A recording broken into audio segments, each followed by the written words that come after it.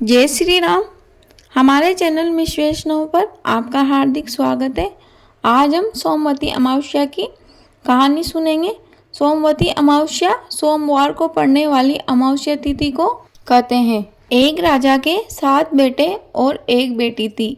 बेटी सबसे छोटी थी। बेटों की शादी हो चुकी थी। राजा के घर ब्राह्मण रोज भिक्षा लेने आता।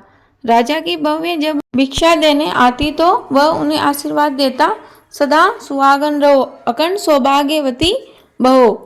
एक दिन राजा की बेटी उस ब्राह्मण को भिक्षा देने आई तो वह उसे आशीर्वाद देता है, सदा सुखी रहो।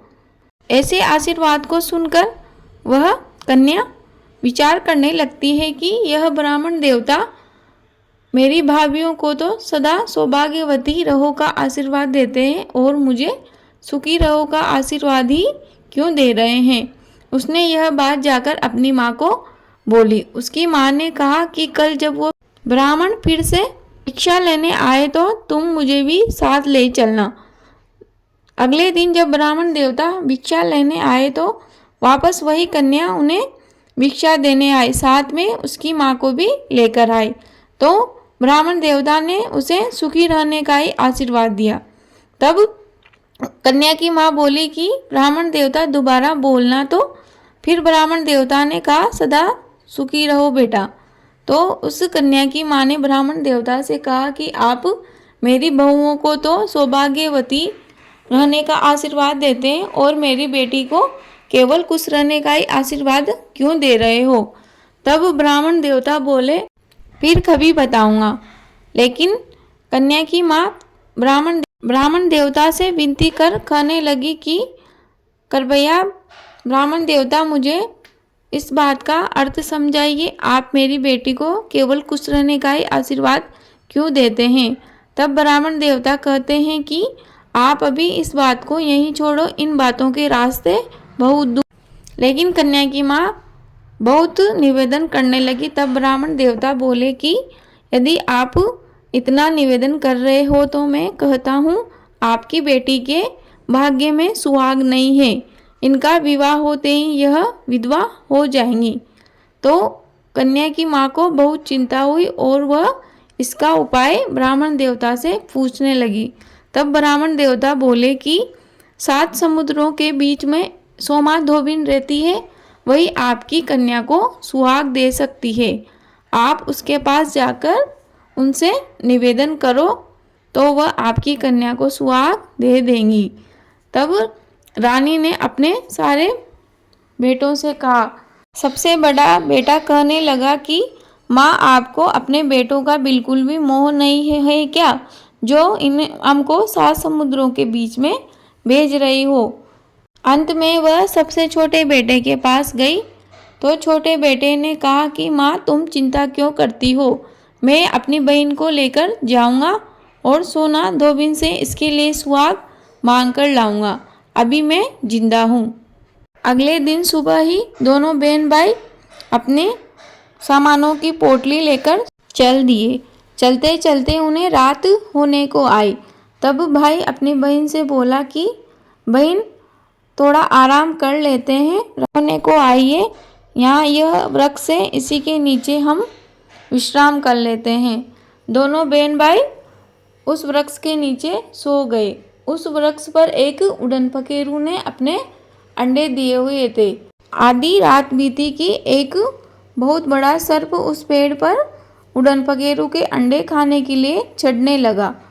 तो बहन की नींद अचानक से जाग गई। उसने जब सांप को पेड़ पे चढ़ते हुए देखा, अपने भाई को जगाया और उसे कहा, भैया देखो, यह सर्प इस पेड़ पर चढ़ रहा है और इस पेड़ पर उड़न पखेरू ने अंडे दिए हुए हैं। ये तो अभी ऊपर जाकर उनको खा जाएगा। भाई ने तुरंत अपनी म्यान में से तलवार निकालकर उस सर्प के 2 टुकड़े कर दिए और अपने सिरहाने रखकर सो गए। सुबह हुई तो उड़न पखेरू वहाँ पहुँची। उसे आज उसके बच्चे जिंदा मिले थे। बाकी दिनों में उसे अपने बच्चे जिंदा नहीं मिलते थे क्योंकि वह सर्प रोजाना उसके बच्चों को खा जाता था। तो वह उनके लिए भोजन लेके आई थी। उड़न पखेरू जब अपने बच्चों को भोजन कराने लगी तो वह भोजन ना करे, इधर मुंह करे तो इधर घुमा ले, इधर मुंह करे तो इधर घुमा ले, लेकिन वह भोजन ना करे। तब वहां पर आकाशवाणी हुई कि नीचे 2 मानव सोए हुए हैं, उन्हें जगा, तब तेरे बच्चे भोजन ग्रहण करेंगे। उड़न फकेरू ने उन दोनों भाई बहनों को जगाया और कहा कि तुम कौन हो? तुम आज ही तो मेरे को कई वर्षों में मेरे बच्चे जिंदा मिले हैं और आज ही यह तुम्हारी वजह से भोजन नहीं कर रहे। तब दोनों बहन भाई बोले कि हमने कुछ नहीं किया, हमने तो उल्टा तुम्हारे बच्चों को इस सरप से बचाया है। उड़न फकीरू ने कहा, कौन से सरप से? तो भाई बहन ने उनके सिराने के नीचे सांप के 2 टुकड़े करके रख रखे थे। वह बताए कि यह रोजाना तुम्हारे बच्चों को खा जाता था, इसलिए तुम्हें तुम्हारे बच्चे जिंदा नहीं मिलते थे। उड़न फकेरू बहुत ही प्रसन्न हुई और वह उनसे कहने लगी कि मैं तुम्हारी क्या सेवा कर सकती हूँ, तुम जो कहोगे वह मैं तुम्हारे लिए काम कर दूंगी। तब दोनों बहन भाई बोले कि हमें 7 समुद्रों के बीच में एक टापू है जहाँ सोमा धोबिन रहती है, हमें उसके घर जाना है और उससे मेरी बहन के लिए सुहाग मांगकर लाना है। तो उड़न फकेरू ने कहा कि मेरे पंखों पर बैठ जाओ। ऐसा कहते ही उड़न फकेरू ने आग झपकते ही उन दोनों को उस टापू पर छोड़ दिया। अब दोनों बहन भाई सोमा धोबिन के घर के पास ही रहने लगे और वह कन्या रोजाना सोना धोबिन के घर में जाती और वहाँ सारा काम करके आ जाती। सोमा धोबिन ने जब देखा कि आजकल मेरी बहुओं में कोई लड़ाई झगड़ा नहीं हो रहा, यह तो रोजाना काम के लिए लड़ा करती थी, तो उसने अपनी बहुओं को बुलाकर पूछा कि क्योरी तुम आजकल लड़ाई क्यों नहीं कर रहे हो? आजकल तो सारा काम शांति से हो जाता है और कोई तुम्हारी आवाज़ भी नहीं आती। तब सारी बहुएं एक ही स्वर में बोली, माँ जी हम क्यों लड़ने लगे, हमें तो जब हम सुबह उठते हैं तो सारा काम तैयार मिलता है। तब सोमा सोचने लगी कि इन्हें सारा काम तैयार मिलता है तो काम कौन करता है, मुझे यह तो पता करना ही होगा। तो सोमा धोबिन एक दिन पूरी रात्रि जाकर देखने लगी कि आखिर काम कौन करके जाता है। तो सुबह होते होते उसे नींद आ गई। जैसे ही उसे नींद आई वह कन्या आकर काम करके वापस चली गई। जब सोमा की आँख खुली तो उसे सारा काम तैयार मिला। तब सोमा ने सोचा कि मुझे तो नींद आ गई और काम करने वाली करके भी चली गई, आज मैं अपनी उंगली काट कर बैठूंगी, जिसके दर्द के मारे मुझे नींद नहीं आएगी। तो सोमा धोबिन शाम को ही अपनी उंगली काट कर बैठ गई। आधी रात होते होते उसे नींद आ ही गई, जितने में वह कन्या आकर काम करके चली गई।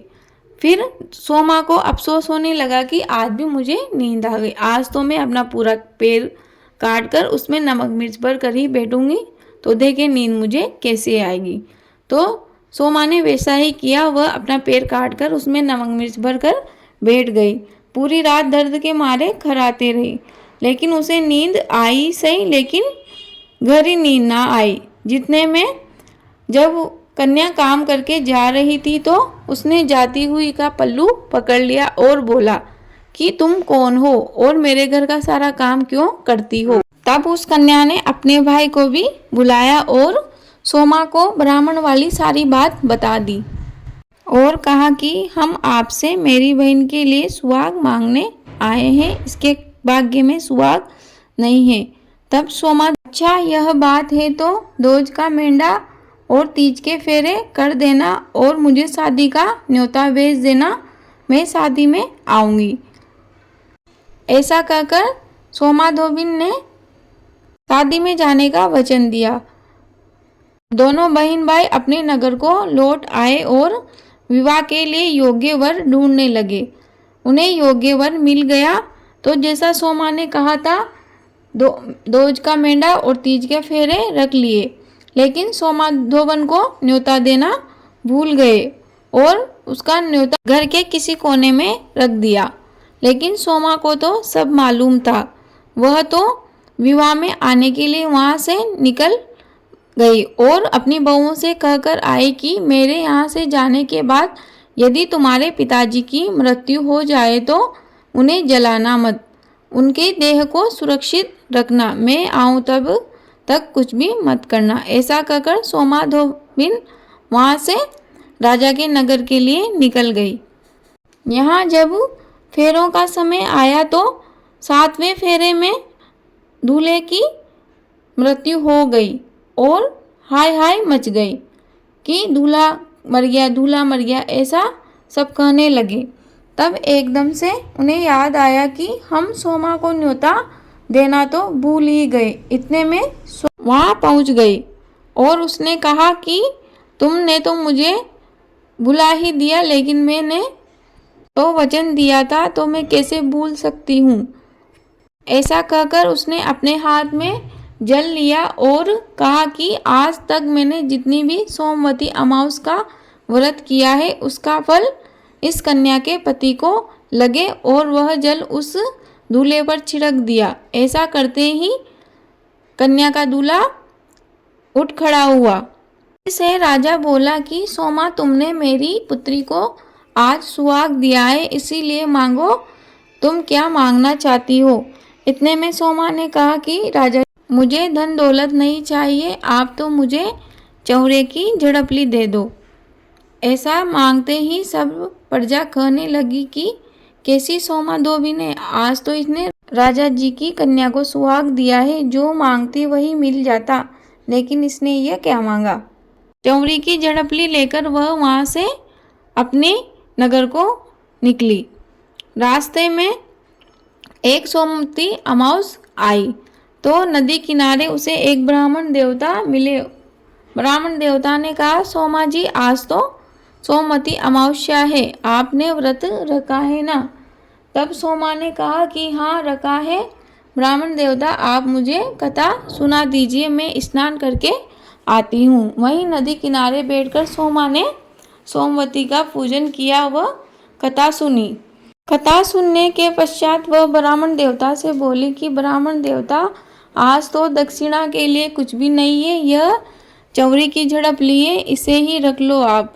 ब्राह्मण देवता ने नाखुश होते हुए रख ली और मन में सोचा कि किसी और को कथा सुनाता तो सोने का टका मिलता, लेकिन इसने मुझे क्या दिया है ये आज। ऐसा कहता हुआ वह उन मटकियों को फोड़कर जोड़े में रखकर और रास्ते में फेंकता हुआ अपने घर को चला गया।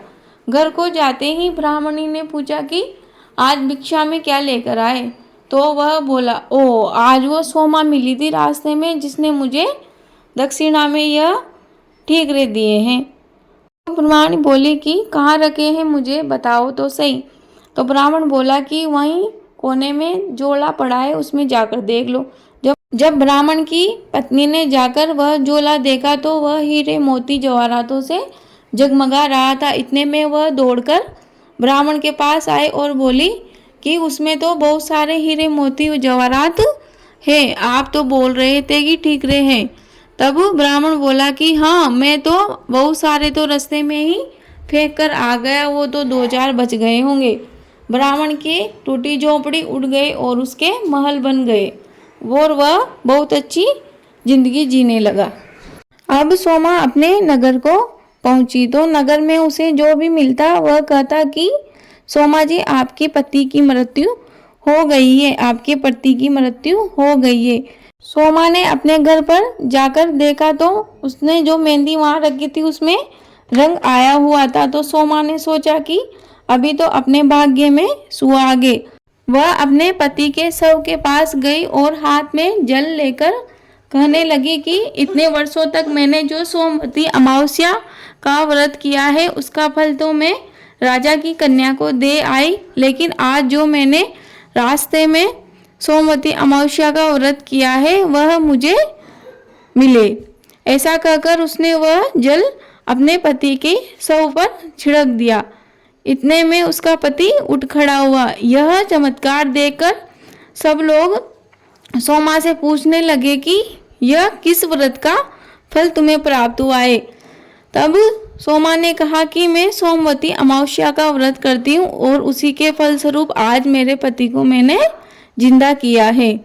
हे सोमवती अमावस्या, जैसी आप सोमा धोबिन को टूटी वैसी सबको टूटना, जैसा फल आपने सोमा को और राजा की कन्या को दिया, वैसा फल हमें भी प्रदान करना। कहानी कहने वाले, सुनने वाले व हुकारा भरने वाले को भी फल प्रदान करना। कहानी अधूरी रही हो तो पूरी कर जो, पूरी हो गई हो तो मान कर जो।